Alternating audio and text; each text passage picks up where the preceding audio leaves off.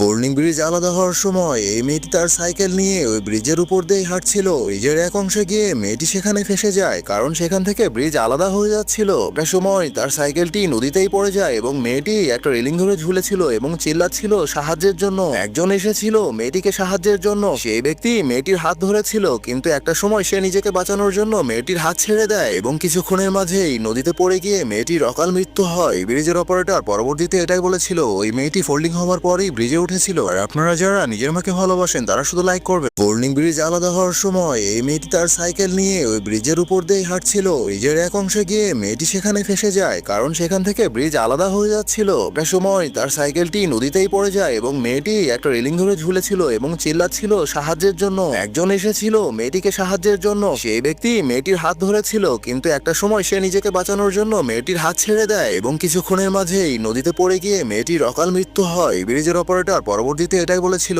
ওই মেয়েটি ফোল্ডিং হওয়ার পরেই ব্রিজে উঠেছিল। আর আপনারা যারা নিজের মাকে ভালোবাসেন তারা শুধু লাইক করবেন।